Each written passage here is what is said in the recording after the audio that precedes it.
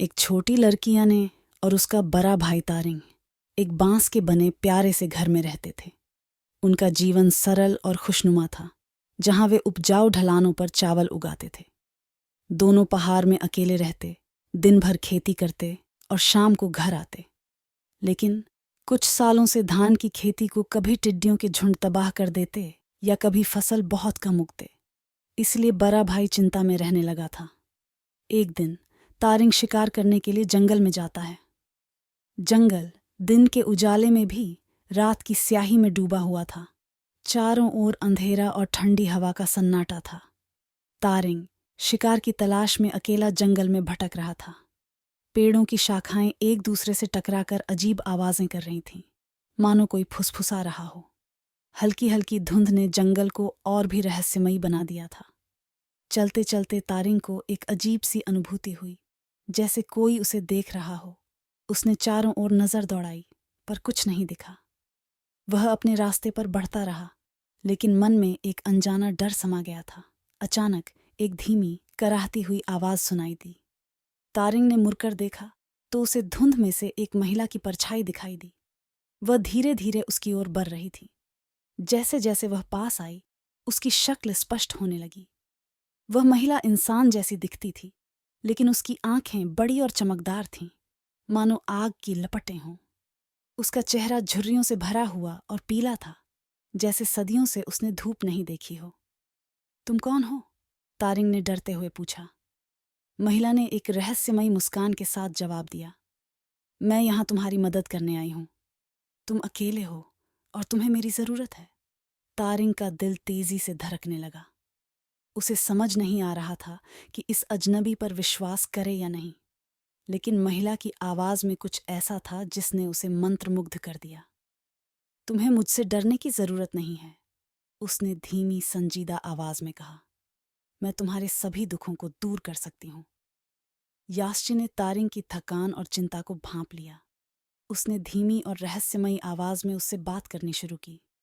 मैं तुम्हारी मदद कर सकती हूँ, यास्ची ने कहा। उसकी आंखें अजीब सी चमक रही थीं। कैसी मदद? तारिंग ने थोड़ा सशंकित होते हुए पूछा। मैं जानती हूं कि तुम खेती और फसलों की वजह से बहुत परेशान हो, यास्ची ने धीमे से आगे बढ़ते हुए कहा। उसकी आवाज में एक अजीब सी मिठास थी जो तारिंग को अपनी ओर खींच रही थी। मैं वह सारी परेशानी दूर कर सकती हूँ। यास्ची के शब्दों से तारिंग के मन में उम्मीद की किरण जगी। उसने ध्यान से यास्ची की बातों को सुनना शुरू किया। तुम सच कह रही हो? उसने आशा और संदेह के मिश्रण के साथ पूछा। हाँ, यास्ची ने एक हल्की मुस्कान के साथ कहा। लेकिन इसके लिए तुम्हें एक छोटा सा काम करना होगा। क्या?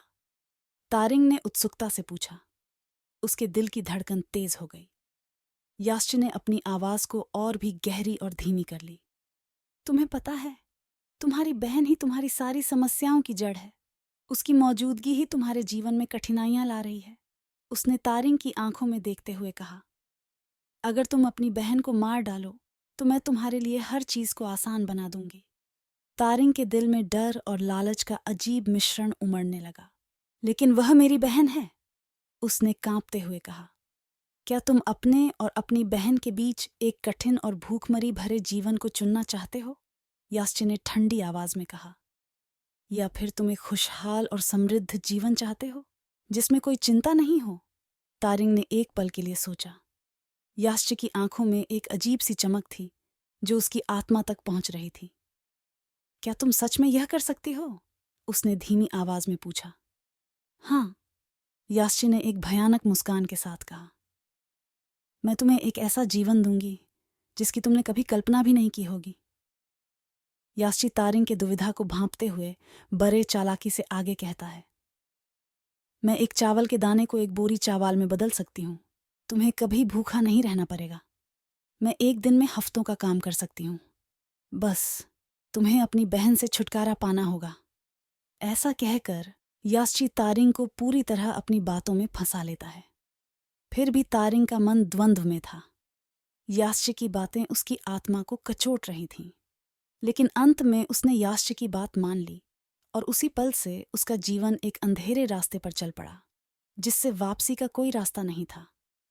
अगली सुबह तारिंग ने जल्दी उठकर याने को खेत में चलने के लिए कहा।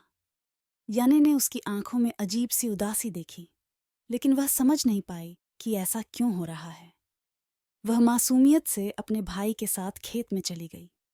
दिन भर उन्होंने साथ में काम किया और याने ने महसूस किया कि तारिंग कुछ अलग है। उसने कई बार उससे पूछा, भाई क्या तुम ठीक हो? लेकिन हर बार तारिंग ने एक कमजोर मुस्कान के साथ जवाब दिया, हाँ मैं ठीक हूं।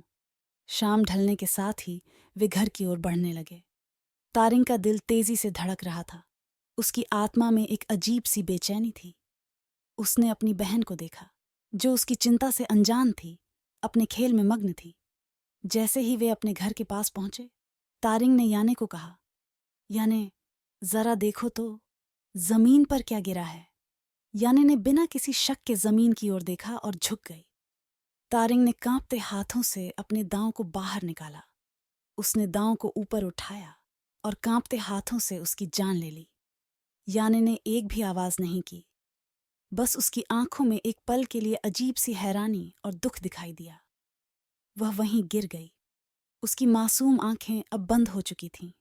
तारिंग ने याने के बेजान शरीर को वहीं छोड़ दिया जहां वह गिरी थी। कुछ देर बाद वह उसका शरीर अंतिम संस्कार के लिए लेने लौटा। वह पहुंचते ही वह चौंक जाता है। उसने पाया कि यास्ची अब पूरी तरह से अपने डायन के रूप में बदल चुकी है। याने के शरीर के पास खड़ी थी। एक कर्कश हंसी के साथ यास्ची याने के मरे हुए शरीर से खून चूस रही थी। जैसे ही वह तारिंग को सामने देखती है, वह याने को लेकर अंधेरे आसमान में उड़ जाती है। तारिंग दुख और पछतावे से भर जाता है, लेकिन याने की कहानी यहीं खत्म नहीं हुई। कुछ समय बाद याने एक छोटे से पक्षी के रूप में पुनर्जन्म लेती है। हर दिन जब तारिंग खेतों में काम करता, वह पक्षी खेत में घूम घूम कर गाने लगता। क्या यास्ची ने एक दाने को कई दानों में बदला? क्या यास्ची ने तुम्हारे लिए खाना पकाया? क्या यास्ची ने एक दिन में हफ्तों का काम किया? और वह फ्यू फ्यू गाकर उड़ जाती। तारिंग के दिल में यह गाना एक चुभन बनकर रह जाता है, जो उसे हर दिन उसकी गलती की याद दिलाता है।